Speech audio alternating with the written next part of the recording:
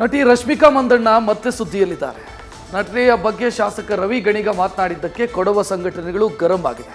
ನಟಿಗೆ ಜೀವ ಬೆದರಿಕೆ ಹಾಕಲಾಗ್ತಿದೆ ಅಂತ ರಾಷ್ಟ್ರೀಯ ಮಹಿಳಾ ಆಯೋಗ ಮಾತ್ರ ಅಲ್ಲದೆ ಅಂತಾರಾಷ್ಟ್ರೀಯ ಮಟ್ಟಕ್ಕೂ ವಿಚಾರವನ್ನು ಪ್ರಸ್ತಾಪಿಸಲಾಗಿದೆ. ಶಾಸಕ ಗಣಿಗ ರವಿಕುಮಾರ್ ವಿರುದ್ಧ ಮಹಿಳಾ ಆಯೋಗದಲ್ಲಿ ದೂರು ದಾಖಲಾಗಿದೆ.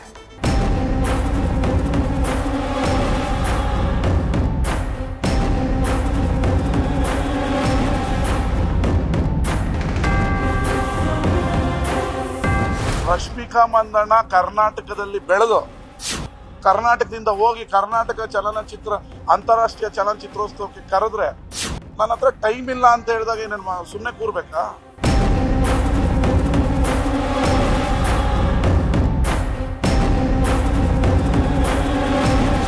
ಕೆಲವು ರಾಜಕಾರಣಿಗಳು ಶಾಸಕರು ವಿನಾಕಾರಣ ಹೆಣ್ಣು ಮಗಳನ್ನು ಬೆದರಿಸ್ತಕ್ಕಂಥ ಕೃತ್ಯ ಅಮಾನವೀಯ, ಖಂಡನೀಯ.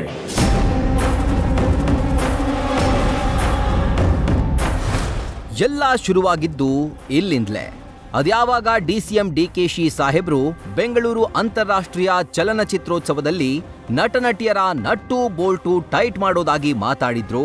ಇದಕ್ಕೆ ಶಾಸಕ ರವಿ ಗಣಿಗ ಕೂಡ ಧ್ವನಿಗೂಡಿಸಿದ್ರು. ಸದ್ಯ ಶಾಸಕರ ಮಾತಿನಿಂದ ಅವರಿಗೆ ಸಂಕಷ್ಟ ಎದುರಾಗಿದೆ. ನಟಿ ರಶ್ಮಿಕಾ ಮಂದಣ್ಣ ಬಗ್ಗೆ ಮಾತನಾಡಿದ್ದ ಶಾಸಕರ ವಿರುದ್ಧ ದೂರು.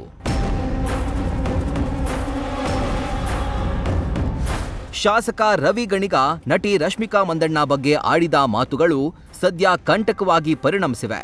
ರವಿ ಗಣಿಗ ವಿರುದ್ಧ ಕೊಡವ ನ್ಯಾಷನಲ್ ಕೌನ್ಸಿಲ್ ಸದಸ್ಯರು ರೊಚ್ಚಿಗೆದ್ದಿದ್ದಾರೆ. ನಟಿಗೆ ಬೆದರಿಕೆ ಹಾಕಿದ ಶಾಸಕ ರವಿ ಗಣಿಗ ವಿರುದ್ಧ ಸುಮೋಟೋ ಕೇಸ್ ದಾಖಲಿಸಿ ಎಂದು ಮಹಿಳಾ ಆಯೋಗಕ್ಕೆ ದೂರು ಕೊಟ್ಟಿದ್ದಾರೆ. ರಶ್ಮಿಕಾಗೆ ಮಾನಸಿಕ ಹಿಂಸೆ ನೀಡುತ್ತಾ ಇರುವ ರವಿ ಗಣಿಗ ವಿರುದ್ಧ ಕಠಿಣ ಕ್ರಮಕ್ಕೆ ಆಗ್ರಹಿಸಿದ್ದಾರೆ.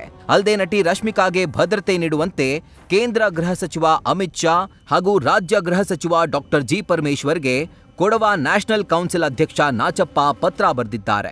ಕೊಡವ ಸಮುದಾಯದ ಒಂದು ಸಣ್ಣ ಸಮುದಾಯದ ಅತ್ಯಂತ ಸೂಕ್ಷ್ಮ ಸಮುದಾಯ, ಕೊಡಗಿಗೆ ಮಾತ್ರ ಸೀಮಿತ ಆಗಿರತಕ್ಕಂಥ ಈ ಜನಾಂಗದಿಂದ ಬಂದು ಇವತ್ತು ಅತ್ಯಂತ ಎಳೆಯ ಪ್ರಾಯದಲ್ಲಿ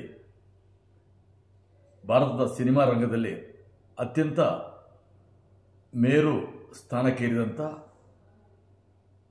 ರಶ್ಮಿಕಾ ಮಂದಣ್ಣ ಅವ್ರನ್ನ ಕೆಲವು ರಾಜಕಾರಣಿಗಳು ಶಾಸಕರು ವಿನಾಕಾರಣ ಬೆದರಿಸುವ, ಬ್ಲ್ಯಾಕ್ ಮೇಲ್ ಮಾಡುವ, ಹಿಂಸಿಸುವ ದಂಧೆಗಿಳಿದಿದ್ದಾರೆ.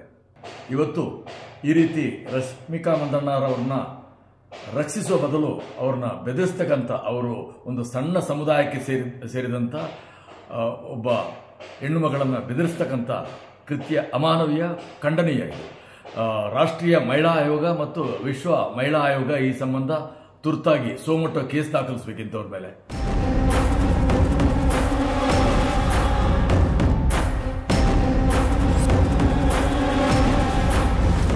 ಒಟ್ಟಾರೆ ರಶ್ಮಿಕಾ ಮಂದಣ್ಣ ಅತಿ ಸೂಕ್ಷ್ಮ ಬುಡಕಟ್ಟು ಸಮುದಾಯದವರು. ಅವರನ್ನ ಬೆದರಿಸೋದು ಸಂವಿಧಾನ ವಿರೋಧಿ ಕೃತ್ಯ ಅಂತ ಕೊಡವ ಸಮುದಾಯ ಕಿಡಿಕಾರಿದೆ. ರವಿ ಗಣಿಗ ವಿರುದ್ಧ ಸುಮೋಟೋ ಕೇಸ್ ದಾಖಲಿಸಿ ಅಂತಾನೂ ಆಗ್ರಹಿಸಿದ್ದಾರೆ. ಈ ಬಗ್ಗೆ ಸರ್ಕಾರ ಹಾಗೂ ಮಹಿಳಾ ಆಯೋಗ ಏನು ಕ್ರಮ ಕೈಗೊಳ್ಳುತ್ತೋ ಕಾದ್ ನೋಡಬೇಕು. Prajwal, news first, Kodagu. News first ನಿರ್ಭೀತಿಯಿಂದ ನಿಮ್ಮ ಪರವಾಗಿ.